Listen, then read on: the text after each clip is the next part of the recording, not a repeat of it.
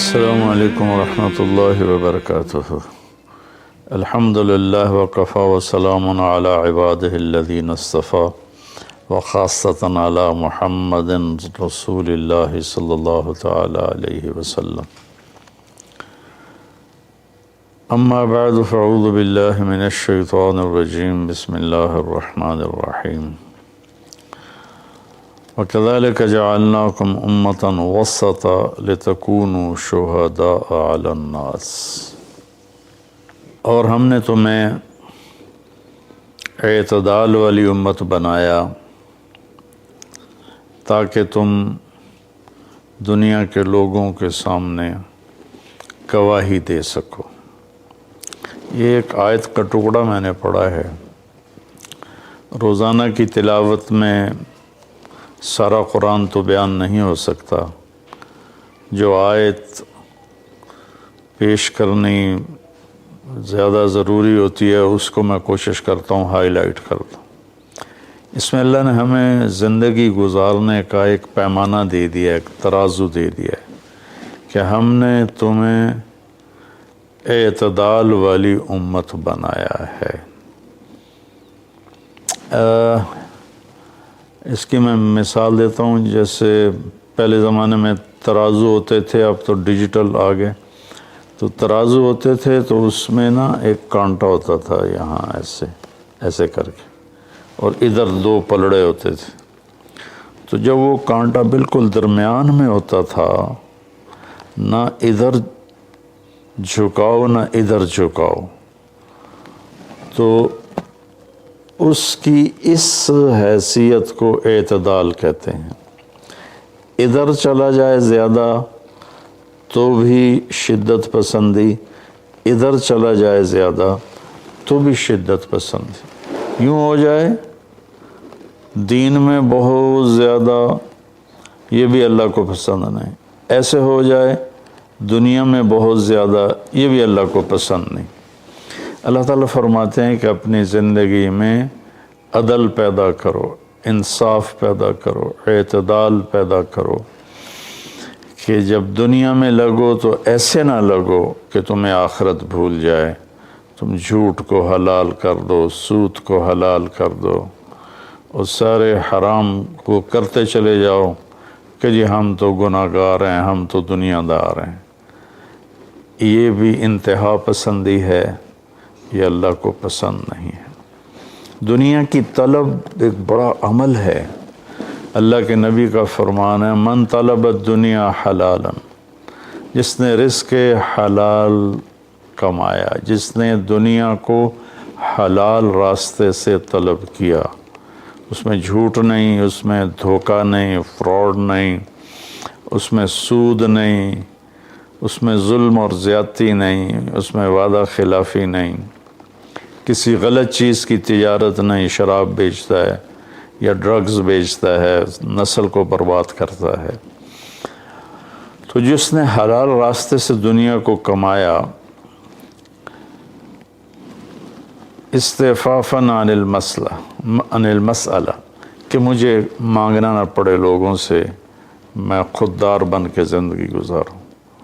سعیاً علی اہلہ، اپنے بچوں پہ خرچ کرنے کے لیے کہ وہ عزت کی زندگی گزاریں۔ تعطفاً علی جارہ، اپنے آس پاس کے غریب لوگوں پر خرچ کرنے کے لیے، جو صبح بازار جاتا ہے اور اپنی جاب پر جاتا ہے، اپنی مزدوری پر جاتا ہے، وہ ریڑھی پر بیٹھتا ہے یا بہت بڑے پروجیکٹ کے آفس میں بیٹھتا ہے، اگر یہ چار باتیں اس کے اندر ہیں، حلال کماتا ہے، جابین رشوت نہیں لیتا، غلط کام نہیں کرتا، کسی کی فائل نہیں روکتا، بچوں پہ خرچ کرنے کے لیے اور پڑوسیوں کو نوازنے کے لیے، غریب پڑوسیوں پر خرچ کرنے کے لیے اور سوال سے بچنے کے لیے، جو دنیا کو کماتا ہے۔ تو اب آپ خوشخبری سنیں، لقی اللہ تعالی یوم القیامہ وجہہ مثل القمر لیلۃ البدر، قیامت کے دن وہ اللہ سے ایسے ملے گا کہ اس کا چہرہ 14ویں رات کے چاند کی طرح چمکتا ہوگا۔ تو ایسی دنیا کمانا بھی بندگی ہے. ریاکاری کے نفل پڑھ رہا ہو تو وہ جہنم ہے، اور ان 4 شرطوں کے ساتھ دکان پہ بیٹھا ہو، آفس میں بیٹھا ہو، ریڈی پہ بیٹھا ہو تو وہ جنت کا راستہ ہے. اللہ کو اتنا پسند ہے کیونکہ اس میں درمیانی راستہ ہے، اعتدال والا راستہ ہے. اب اس میں انتہا پسندی کیا ہے؟ دوسری حدیث پیش کرتا ہوں. تعس عبد الدینار وعبد الدرہم وعبد القطیفہ تعس وانتکس وإذا شیک فلن تقش ان اعطی رضی وإن لم يعطى سخط. آپ نے فرمایا دینار کا چاہنے والا، دینار کا غلام چاہت تو سب کی ہے، سونے کا غلام ہلاک ہو جائے، چاندی کا غلام ہلاک ہو جائے. اللہ نے کائناتی معیشت کو، اکانومی کو سونے چاندی کے گرد گھمایا ہے، یہ اللہ کی اپنی قدرت ہے. تو اب یہ انتہا پسندی آ رہی ہے. جس نے آپ نے کہا ہلاک ہو جاتا ایسا کون؟ عبد الدینار، سونے کا غلام، چاندی کا غلام، اور زیب و زینت کا غلام، اسیسریز کا غلام، کہ حلال رزق میں ایسی نہیں مل رہا تو چلو کوئی ڈنڈی مار لو، کوئی رشوت لے لو، کوئی جھوٹ بول کے سودا بیچ لو. یہ ہے تو اس کے لیے آپ نے بد دعا فرمائی. یہ بخاری شریف کی روایت ہے. آپ رحمت اللہ علیہ عالمین ہو کر آپ بد دعا فرما رہے ہیں کہ ایسے لوگ، چونکہ یہ لوگ جب دنیا میں جاتے ہیں تو اوروں کے حقوق مارتے ہیں. اوروں جو رشوت لیتا ہے، وہ رشوت دینے والا پتہ نہیں کن مشکلوں سے اپنے کام کے لیے پہنچا ہوتا ہے. جس کو یہ دھوکہ دے کے مال بیچ دیتا ہے، وہ پتہ نہیں کتنی مشکلوں سے پیسہ بنا کے مال لینے آتا ہے، اس کو یہ 2 نمبر ٹکا دیتا ہے. اس لیے ان کے لیے بد دعا فرمائی کہ یہ معاشرے کے لیے ناسور لوگ ہیں، چاہے یہ کتنے ہی نامور ہوں، لیکن یہ معاشرے کے لیے ایک عذاب ہیں، ایک مصیبت ہے. تو دنیا میں بھی چلو تو درمیانہ راستہ اختیار کرو. اتنے نہ کھب جاؤ میرے بھائیو کہ ٹوائلٹ میں بھی سودے ہو رہے ہوتے ہیں. پیشاب کرتے ہوئے، ابھی میں کراچی سے لوٹا تو لاہور ایئرپورٹ پر میں وضو کرنے گیا تو پیچھے جو پیشاب کرنے کی جگہ ہوتی، وہاں ایک آدمی کھڑا ہوا، گردن کے ساتھ اس نے موبائل پکڑا ہوا تھا اور بولے جا رہا تھا، بولے جا رہا تھا، بولے جا رہا تھا. یہ بھی کوئی زندگی نہیں ہے. کھانا بھی کھا رہے ہیں اور سودا بھی بیچ رہے ہیں اور پیمنٹ بھی لے رہے ہیں اور سودا کر بھی رہے ہیں اور ساتھ کھانا بھی کھا رہے ہیں. تو یہ تو کھانا زہر بن جاتا ہے. دماغ کی طرف سے آرڈر جاتا ہے کہ کھانا آ گیا ہے، تیار ہو جاؤ. معدے کو آرڈر ملتا ہے، ساتھ ہی فون کی گھنٹی بجتی ہے، فون اٹھاتا ہے تو آرڈر فون کی طرف چلا جاتا ہے. معدے کو آرڈر نہیں جاتا، غذا زہر بن جاتی ہے. تو ایسی دنیا کما کے کیا کرنا جس میں آپ کی صحت ہی برباد ہو جائے اور آپ اتنے مصروف ہو جائیں کہ گھر میں آ کر بھی کوئی بچوں سے دلچسپی نہیں، بس اپنے موبائل پر یا سودے کر رہے ہیں یا موبائل پہ کوئی گیمیں کھیل رہے ہیں یا کوئی مووی دیکھ رہے ہیں یا کوئی ڈرامہ دیکھ رہے ہیں. کتنی مائیں ہیں جو اس طرح اپنے بچوں کو جھٹک دیتی ہیں، وہ ڈرامہ دیکھ رہی ہوتی ہیں یا کوئی مووی دیکھ رہی ہوتی ہیں یا کوئی کلپ دیکھ رہی ہوتی ہیں، تو بچہ آتا ہے تو اس کو ہوں ہاں کر کے ٹال دیتی ہیں. میرے بھائیو، میری بہنوں، اپنی زندگی کو وہ درمیان میں لاؤ. درمیان میں آپ کو مثال دیتا ہوں. گاڑی کے چاروں ٹائر میں ہوا بیلنس ہو تو گاڑی صحیح چلتی ہے، چاہے ایف ایکس کیوں نہ ہو.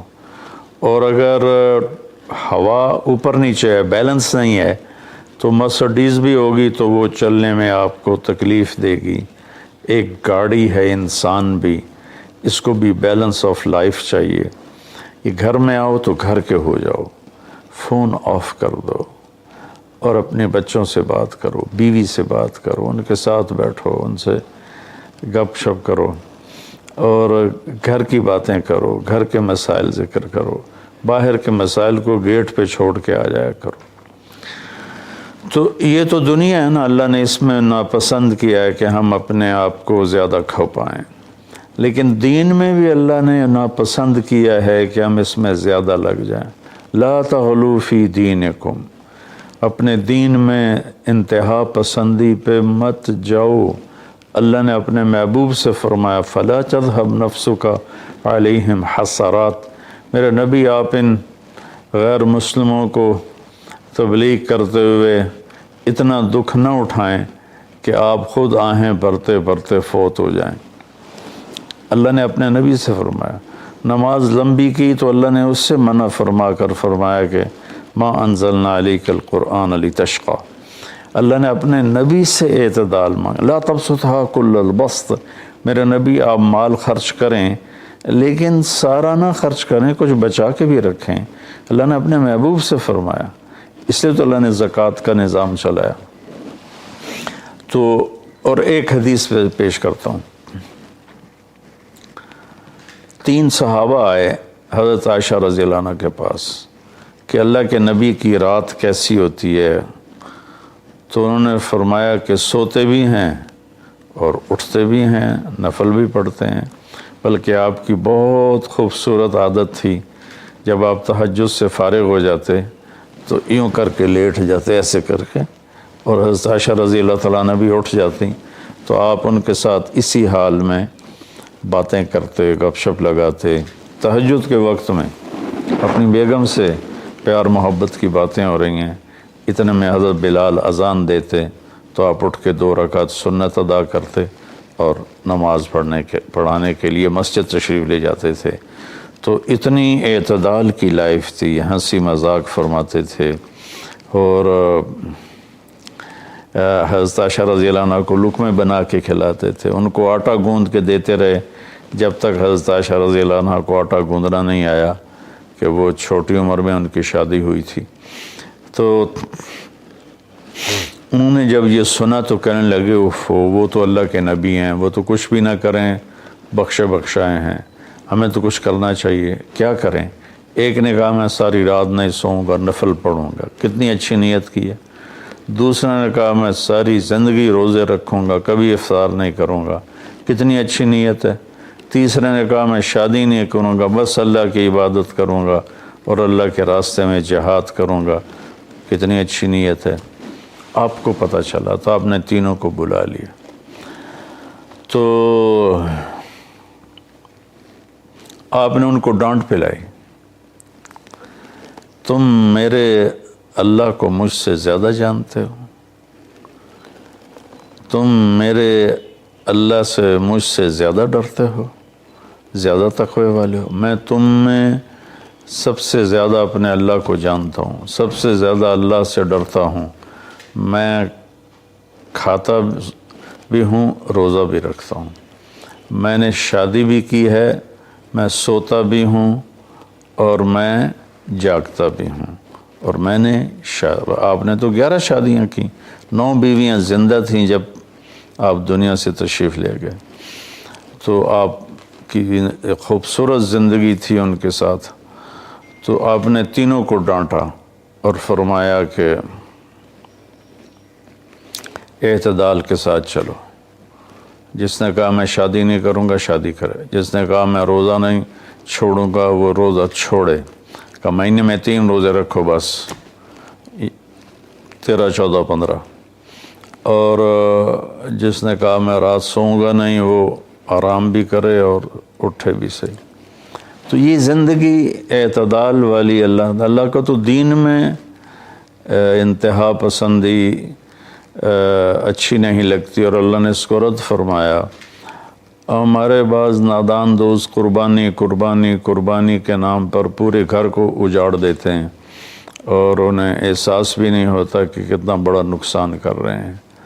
سب سے بڑا تقاضا اسلامی تاریخ میں جنگ بدر کا ہے، اس سے بڑا تقاضا قیامت تک نہیں آئے گا، کہ جن کے بارے میں اللہ کے نبی کی وہ گواہی ہے جو قیامت تک کسی کے لیے نہیں، ان تہلک هذه العصابۃ فلن تعبد، میرے رب اگر آپ نے اس جماعت کو ہلاک کر دیا تو پھر آپ کا نام لینے والا کوئی نہیں بچے گا۔ اتنی بڑی گواہی 313 کی، اور یہ اتنا بڑا تقاضا تھا اور اتنا بڑا یہ اس وقت اہم اور ضروری کام تھا۔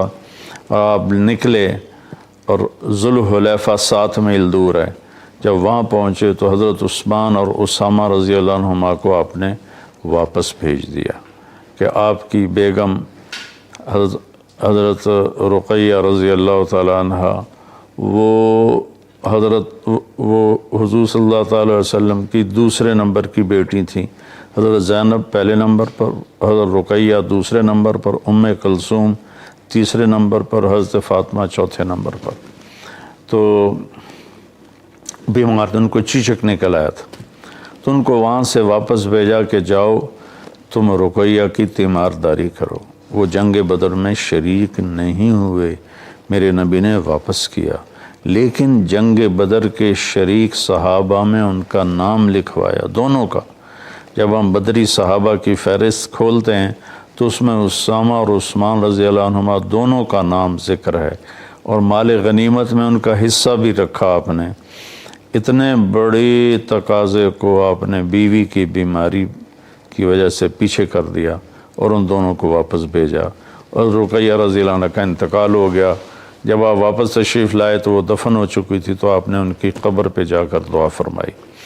تو میرے بھائیو، دین میں بھی اعتدال ہو، دنیا میں بھی اعتدال ہو۔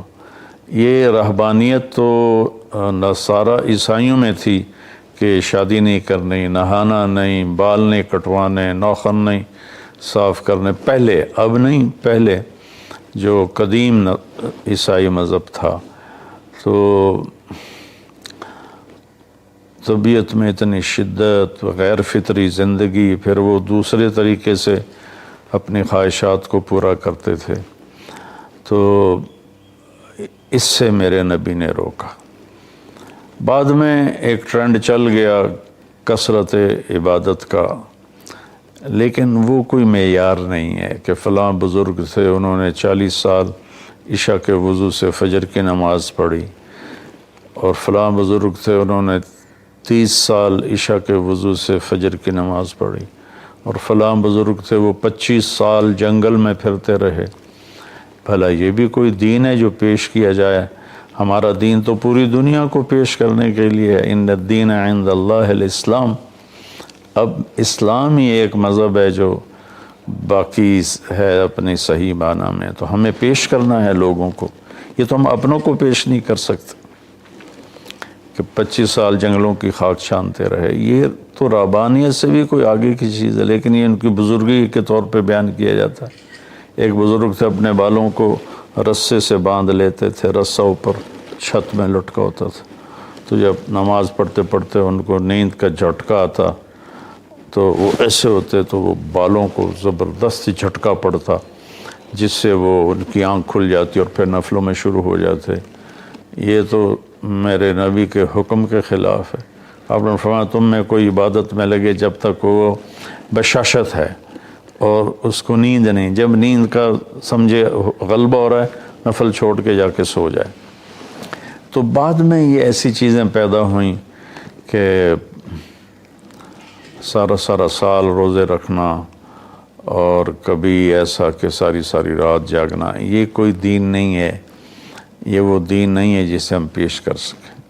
ایک بزرگ کا انتقال ہوا تو میں تعزیت کے لیے گیا، تو ان کے بیٹے بتانے لگے کہ ہمارے والد صاحب صبح 3 بجے اٹھ کے نیچے اپنے کمرے میں آ جاتے تھے جہاں مریدین آتے تھے، اور باقی جو ان کے اپنے علمی کام ہوتے تھے، اور رات 11 بجے واپس جاتے تھے۔ ساری زندگی یہ معمول رہا۔